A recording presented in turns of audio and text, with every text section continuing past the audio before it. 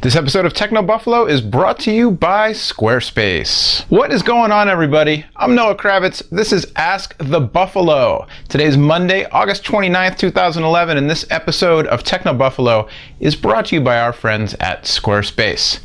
John Rettinger is, he's not on vacation. He's working hard, but he's in Europe prepping for IFA over in Berlin, Germany, with a little bit of sightseeing, reader meetup, some other stuff going on there in London and in Paris before he heads over to Berlin, where he's going to be meeting up with some of the other Rev 3 folks to bring you just all kinds of hands down the best coverage possible from IFA. So stay tuned for that. In the meantime, I'm stepping in. Not that I could ever fill John's shoes or his chair. Well, I could probably fill his chair. I'm bigger than he is. But I'm stepping in to host Ask the Buffalo. So let's get right to it. Thanks for all your questions posted to the site and also via Twitter.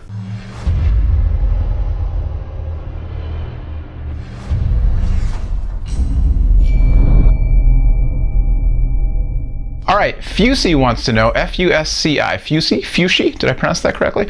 Wants to know, what is your favorite gadget that you either lost or had it stolen from you? My favorite gadget that was ever lost or stolen.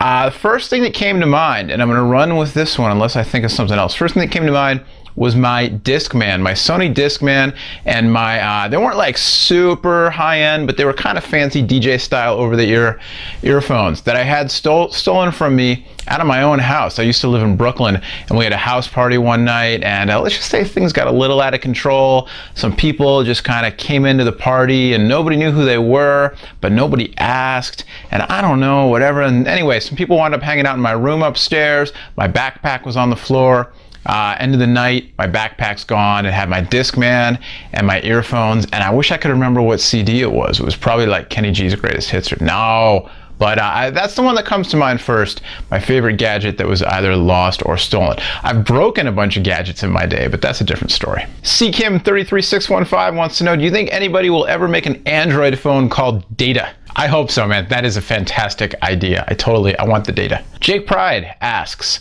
do you ever jailbreak any of your Apple mobile devices? Yeah, I have jailbroken iPhones and iPads in the past myself.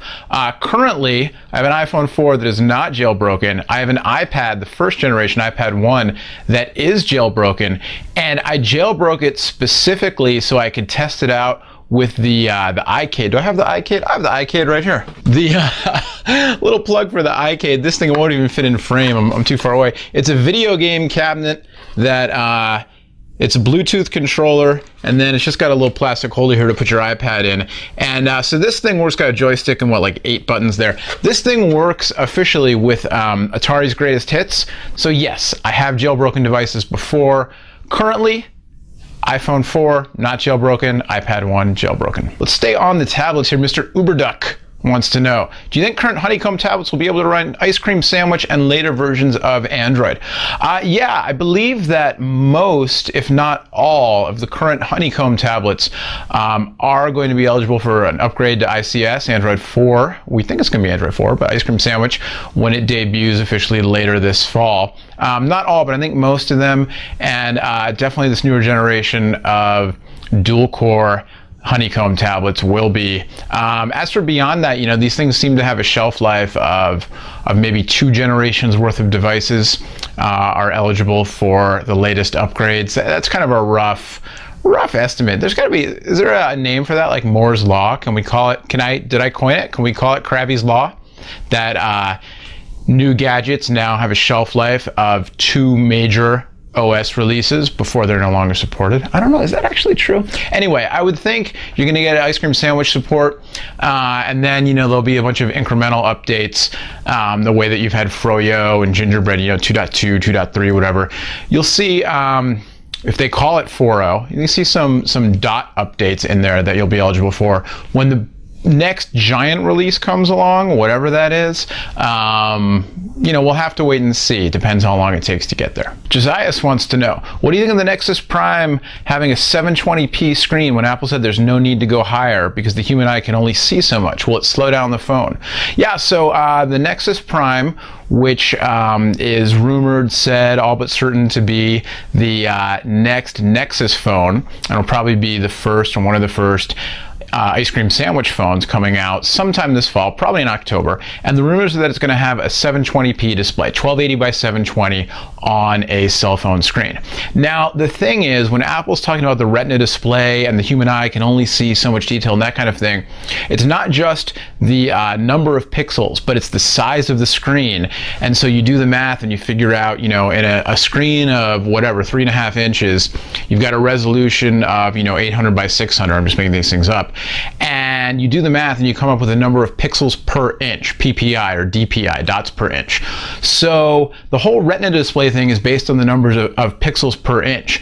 What I've been hearing about the Nexus Prime is that, yeah, it's going to have a 720p display, but it's going to be a really large screen, somewhere in the neighborhood of 4.6, 4.7. I'm even hearing a specific number, 4.65 inches. Certainly greater than 4.5 inches is what I'm hearing. So on a display that big, you're not necessarily pushing the boundaries of the whole Retina thing like you would be if you cram that many pixels into a smaller screen like Apple did with the iPhone 4 and the 3.5-inch display. That being said, 720p HD on a cell phone, awesome on paper. How's it going to fly in person? Are people even going to be able to tell the difference? I don't know. We'll see. Squarespace is the fast and easy way to create a high-quality blog, portfolio, or any kind of website. If you have questions or need help, Squarespace provides every member with amazing support 24 hours a day, 7 days a week. Start your website or blog by choosing from over 60 professionally designed templates.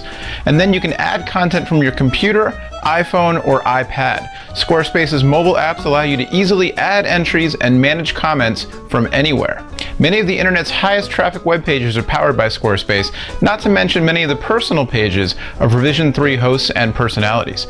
Check out www.squarespace.com to get a 2-week free trial and 10% off. Just enter coupon code TECHNO8. That's TECHNO, the number 8. All right, and last but certainly not least, Bakwala Makwala. I think I said that right. I like that name. Bakwala Makwala asks, how did you meet Noah Kravitz and John Quach? So I think the question directed at John Rettinger. I'm going to flip it around. How did I meet John and John? Through doing this. I actually used to work at Phone Dog, some of you may know, and I actually used to work with John Q sometimes at Phone Dog. He did some stuff for Phone Dog as well, and so I knew him through working together there. And John Rettinger and I met through YouTube, basically. He obviously has been doing the YouTube thing for a long time under John for Lakers before Techno Buffalo launched.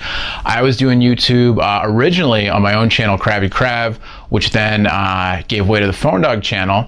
And John reached out to me, oh man, it was a couple years ago now, I guess, and said, hey man, I'm a fan of your stuff. And I was like, yeah, me too. And we've got some, it's interesting, we've got some crossover audience, some of it's not crossover, but let's do a video together. Let's come up with an idea and do some kind of a video together and see what happens. So I think the first video we did was like an Apple rumors prediction thing, right? That would make sense.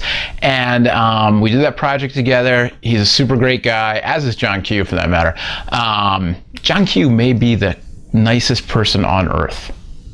He might be. I'll have to think about it. My mom probably before him, but it's close. And John R is not far behind either. I mean, just really lucky to work with the Buffalo folks, good people. Anyway, point being, John and I got to know each other a little bit through doing that project. We stayed in touch, and then, when I left my old gig, wasn't sure what I was going to do next. John and I got to talking, and it was like, wow, there's a chance to work together. Let's do it. And the fact that John Q was already here, made it all the sweeter. So there you go.